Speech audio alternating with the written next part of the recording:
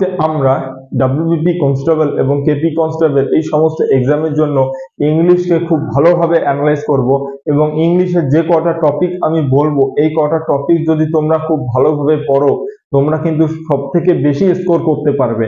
আর একটা জিনিস মনে রাখবে, ইংলিশে যে বেশি স্কোর করতে পারবে সে কিন্তু সিলেকশন নিয়ে যাবে। তাই ইংলিশটাকে কিন্তু ফোকাস করো, খুব ভালোভাবে ইংলিশটাকে ফোকাস করো। ইংলিশের এই যে 10 নম্বর থাকে, এই 10 নম্বর কিন্তু সব থেকে বেশি ইম্পর্টেন্ট তোমার জন্য।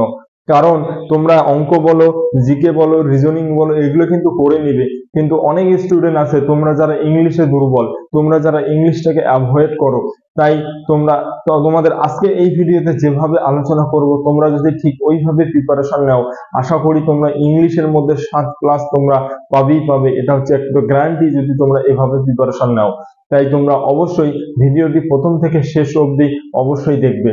তাই দেখো এখানের ক্ষেত্রে সবার প্রথমে আমরা দেখো তোমরা যারা জিকে জিএস এ দুর্বল রয়েছো তারা কিন্তু অবশ্যই আমাদের জিকে জিএস ফাউন্ডেশন ব্যাচটি জয়েন করতে পারো। সেই জয়েন মাত্র তোমাদের 320 টাকায়, এবং তোমরা সেখানে একদম বেসিক থেকে অ্যাডভান্স লেভেল অবধি কমপ্লিট করতে পারবে এবং জিকে জিএস এ হাইয়েস্ট স্কোর করতে পারবে। দেখো ইংলিশে বাজিমাত, মানে ইংলিশে তোমাকে 7+ পেতেই হবে, এনি হাউ তোমাকে কিন্তু 7+ ইংলিশে আনতে হবে।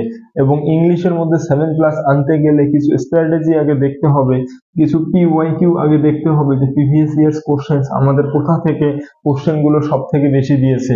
এবং এখানের মধ্যে কিছু আরো তুলা নেই, যেটা হচ্ছে আর্টিকেল এন্ড প্রিপোজিশন। তো দেখো আজকে প্রিপোজিশনের ক্ষেত্রে যদি দেখি 2023-এ কিন্তু 5টা এসেছে একমাত্র তোমাদের এই প্রিপোজিশন থেকে। 2022-এও কিন্তু দেখো 5টা রয়েছে, এবং 2020-তে একটা এসেছে, কিন্তু 2019-এ 5টা, 2018-তে 3টা। দেখো অন অ্যান এভারেজ আমরা যদি দেখি 3 থেকে 4টা কোশ্চেন কিন্তু, যেমন 5টা কোশ্চেন এসেছে, এবারেও কিন্তু 4 থেকে 5টা কোশ্চেন তোমাদের কিন্তু আসার চান্স সব থেকে বেশি রয়েছে একমাত্র এই প্রিপোজিশন থেকে। তার মানে দেখো তুমি যদি প্রিপোজিশন থেকে ভালোভাবে করো তুমি কিন্তু এখানে 5 নম্বর অলরেডি পেয়ে গেলে, লাগে তোমাকে 2 নম্বর, তাহলে কিন্তু তুমি 7 নম্বর পেয়ে যাও। তারপর হচ্ছে ভয়েস দেখো 2023-এ আসেনি, 2022-এ আসেনি, 2020-তে আসেনি, 19-এ আসেনি, কিন্তু 2018-তে দেখো যখনই আসছে 3টা করে চলে আসছে। এটা গেল তোমার হচ্ছে ভয়েস। তারপরে ন্যারেশনের ক্ষেত্রে কিন্তু আসেনি, কিন্তু 2019-এ এবং 2018-তে এসেছিল একটা, বা 2019-এ এসেছে 3টা, 2018-তে এসেছে 3টা। তাই দেখো অনেকটা গ্যাপ রয়েছে না, এই দুটো কিন্তু আসার চান্স রয়েছে এবার এই দুটো টপিক থেকে।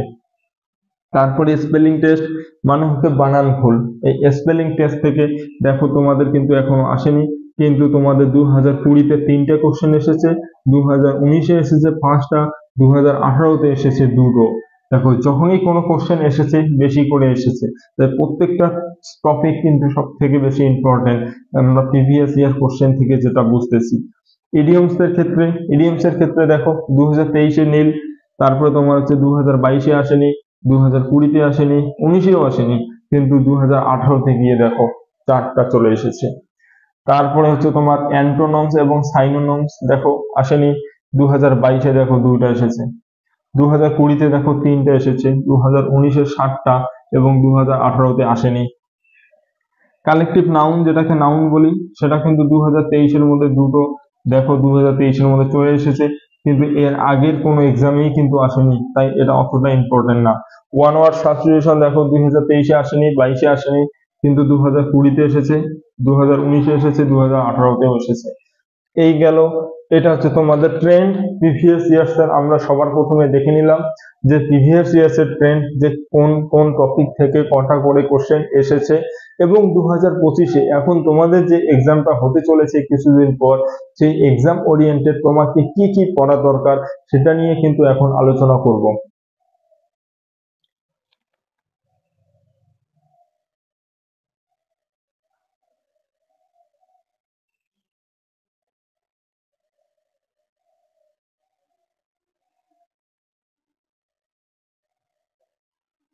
দেখো আমাদের এই যে 2025-এ আমরা যেটা আলোচনা করব, সবার প্রথমে যে মোস্ট ইম্পর্টেন্ট টপিকটা রয়েছে সেটা হচ্ছে তোমাদের আর্টিকেল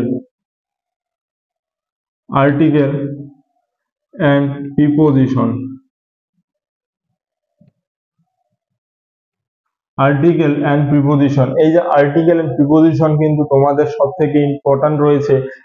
মানে as per previous year questions এর উপর আমরা যদি ট্রেন্ড অ্যানালাইজ করলাম, তো সেখানে কিন্তু আমাদের প্রিপোজিশন কিন্তু সব থেকে বেশি ইম্পর্টেন্ট, এর সাথে কিন্তু আর্টিকেলস রয়েছে।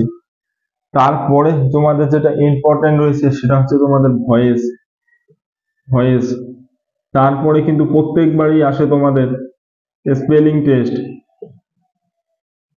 স্পেলিং টেস্ট, এই যে আর্টিকেল প্রিপোজিশন গেল, ভয়েস গেল, স্পেলিং টেস্ট গেল, ন্যারেশনটাকে আমরা কিন্তু অপশনে রাখবো। তারপরে গ্রামারের দিক দিয়ে, ভোকাবের দিক দিয়ে যদি দেখি, তাহলে কিন্তু তোমাদের অ্যান্টোনমস এন্ড সাইনোনমস, অ্যান্টো এবং সাইনো, এই যে অ্যান্টোনমস এবং সাইনোনমস কিন্তু সব থেকে বেশি ইম্পর্টেন্ট অ্যাজ পার 2025-এর পার্সপেক্টিভ দিয়ে যদি দেখি। তারপর কিন্তু তোমাদের রয়েছে হচ্ছে ইডিয়মস। ইডিয়মস আর 6 নম্বর হচ্ছে one word substitution. One word substitutions. তারপর হচ্ছে error correction. Error correction, error এরর কারেকশনটাকে পড়ার জন্য কিন্তু তোমাদেরকে subject verb agreement, three parts of স্পিচের যে পার্টস গুলো রয়েছে, noun pronoun adjective verb adverb, এগুলো কিন্তু সব ভালোভাবে পড়তে হবে এই এরর কারেকশনটাকে সঠিক করার জন্য।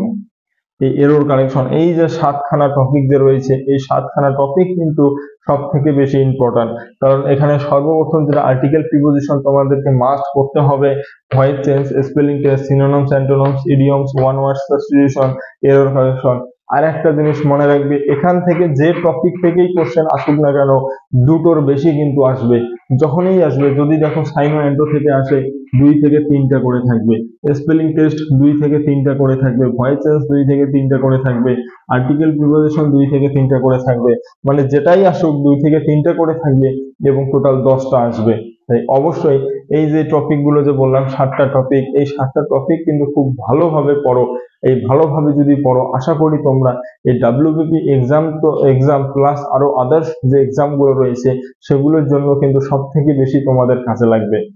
ভিডিওটি যদি গুরুত্বপূর্ণ বলে মনে হয় তাহলে অবশ্যই ভিডিওটিতে একটা লাইক করবে, চ্যানেলটিকে সাবস্ক্রাইব করবে।